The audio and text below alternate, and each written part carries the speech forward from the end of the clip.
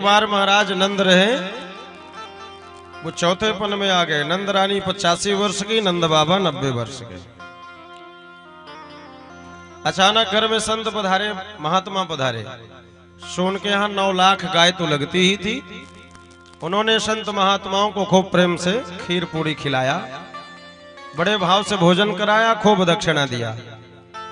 और संत लोग आशीर्वाद तभी देते हैं जब खूब दक्षिणा मिल जाती है ना। बढ़िया चकाचक भोजन मिला, भोजन के बाद दक्षिणा और चाहिए ही क्या, बस 2 चीज तो चाहिए। अब कितना भोजन करा दीजिए पर दक्षिणा ना दीजिए तो महाराज प्रसन्न नहीं होते, तो दक्षिणा तो जरूरी है। स्वाज महात्माओं को प्रेम से भोजन कराया, दक्षिणा दिया। और जब महात्मा जाने लगे तो महात्माओं ने आशीर्वाद दिया, नंदरानी पुत्रवती भव, तेरे को पुत्र प्राप्त हो। नंदरानी ने कहा महाराज थोड़ी भी आंख दिख रही हो तो जरा देख लो हमारी अवस्था क्या है। ये 85 वर्ष की अवस्था में कोई बेटा बेटी थोड़ी हो। सो संत महात्माओं ने विचार किया बात तो सही है, लेकिन अब संत की वाणी है निकल गई। सो निकल गई तो संत की वाणी कभी वृथा नहीं होने वाली। सो नंदरानी ने कहा चिंता मत करो, यदि संत की वाणी निकल गई तो अवश्य ही भगवान कृपा करेगा। अब तो संत के वाणी में विश्वास हो गया और रोज चकाचक भंडारा चलने लगा, है ना। संत महात्मा पधारे, बढ़िया खीर पूरी चकाचक खिलाने लगे। सब महात्मा प्रसन्न हुए, प्रेम से सब आशीर्वाद दे। और उस चौथे अवस्था में भी एक दिन वह समय आया जिस दिन भगवान श्री श्याम सुंदर ने यशोदा मैया की गोदी को भर दिया। जब सारे देवताओं ने देखा यह रहस्य तो अद्भुत रहस्य है, विचार करने लगे और कहने लगे दीन चाहे करतार जिन्हें सुख, दीन चाहे करतार जिन्हें सुख, कौन रहीम सके नहीं टारो, उद्यम पौरुष कीन्हे बिना, धन आपु ही आवत हाथ पसारो। देवतागण कहते हैं दीन चाहे करतार जिन्हें सुख। गांव में कहावत कहते हैं ना कि देने वाला जब देता है तो छप्पड़ फाड़ के लेता है, और जब लेता है तो सीना फाड़ के लेता है ना। इसलिए देने वाला परमात्मा है और लेने वाला भी परमात्मा है, सब वही है। हम वृथा अभिमान न करें। सो दीन चाहे करतार माने भगवान जिसको सुख देना चाहे तो कौन रहीम सके नहीं टारो, और उद्यम पौरुष कीन्हे बिना, धन आपु ही आवत हाथ पसारो। 2 चीज होती है, एक कर्म और दूसरा भाग्य। यदि आपके भाग्य में कोई वस्तु है तो आप थोड़ा सा कर्म करोगे तो आपको वस्तु प्राप्त हो जाएगी, मिल जाएगा। पर यदि भाग्य में ही नहीं है तो चाहे कर्म करते जीवन बीत जाए, कोई फायदा होने वाला नहीं है। इसलिए 50% सहभागिता भाग्य की है तो 50% कर्म का है।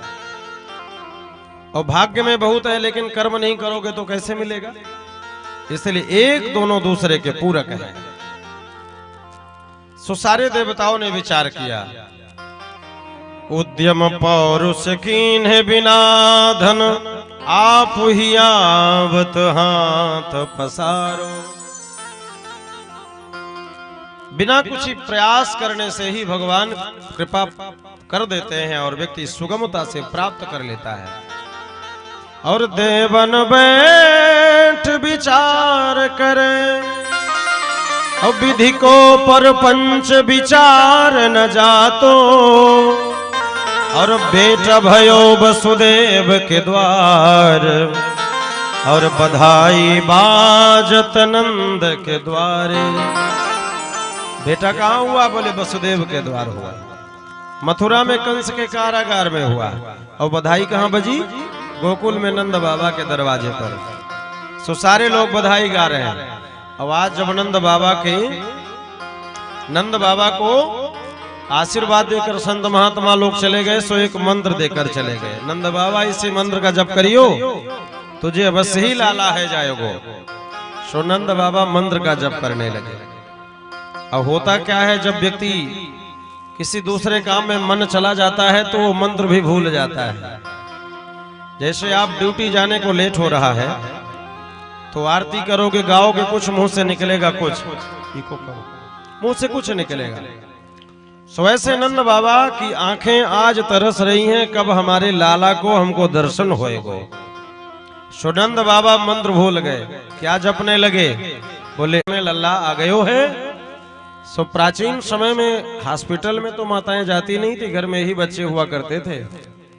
सो जब समय नजदीक आ जाते थे तो पुरानी पुरानी माताओं को बुलाया जाता था कि भाई रात भर जो जग सके, है ना। ये तो यहाँ की बात इसलिए हमको अनुभव है, यहाँ पर ऐसी कथाएं आती हैं, जो रात भर जग सके ऐसी माताओं को बुलाया गया।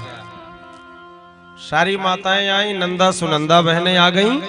भाई जब भाभी के गर्भ में बालक आ जाता है तो ये जो ननद होती हैं, ये नंद जल्दी से आ जाते हैं, क्योंकि इनको नेक मिलता है ना। नेक के लालच में आ जाती हैं और क्या क्या उसके नियम होते हैं वो करके इसके बाद नेक मांगती हैं, जो मन में आया वही मांगती है। सो महाराज इंतजार में है कब लाला होएगो, और नंद बाबा इतने प्रसन्न हैं। नंद बाबा ने कहा, मेरी नंदा सुनंदा, जो बहन मेरी सर्वप्रथम मुझे सूचना सुनाएगी लल्ला जन्म की, ये नौलखा हार हम उसको सर्वप्रथम पहना देंगे। अब लालच तो बहुत बड़ी चीज है, रात भर जगा सकती है। अब नंदा सुनंदा को लग रहा है कि नौलखा हार बनाने में बड़ी मेहनत लगेगी, सो यदि हम पहले समाचार सुनाएंगे तो ये नौलखा हार मुझे मिल जाएगा। पहले किसी ने जाकर समाचार दे दिया तो ये नौलखा हार हमारे हाथ से छटक जाएगा, छूट जाएगा। सो ये तुरंत जाकर दौड़ी दौड़ी पहले नंद बाबा माला जप रहे थे। सो नंद बाबा से जाकर बोली, बाबा बधाई हो, बधाई हो। सो नंद बाबा तो प्रसन्न हो गए। अरे बहन पहले या बता, लाली जन्म की बधाई हो कि लाला जन्म की बधाई हो, पहले या तो बता। सो नंदा ने कहा, भैया पहले नौलखा हार पहनाओ, इसके बाद ही लाली या लाला उसके बाद ही हम बताएंगे। मानो नंद बाबा तो लाला जन्म की बधाई अपने कानों से सुनना चाहते हैं, या दुनिया वाले भी लाला जन्म को ज्यादा चाहते हैं कि घर में लाला आवे, लाली कम आए। जब लाली घर में आ जाती है, बिटिया आ जाती है, किसी से पूछो क्या हुआ है, अरे बेटी हुई है ना। जब बेटा होता है तो बेटा हुआ है, बड़े प्रसन्नता के साथ। इसलिए निवेदन, जहां बेटी है वहीं बेटा है, बिना बेटी से बेटा नहीं है। इसलिए बेटी लक्ष्मी है, ऐसा नहीं सोचना चाहिए कि बेटी आ गई। सो आज नंद बाबा ने पूछा, लाली जन्म की बधाई या लाला जन्म की बधाई। सुनंदा ने कहा, पहले नौलखा हार पहनाओ। बाबा ने कहा, ये तेरे नाम का नौलखा हार। पहना दिया। बाबा प्रसन्न हो जाओ, लाला जन्म की बधाई हो, बधाई हो, बधाई हो।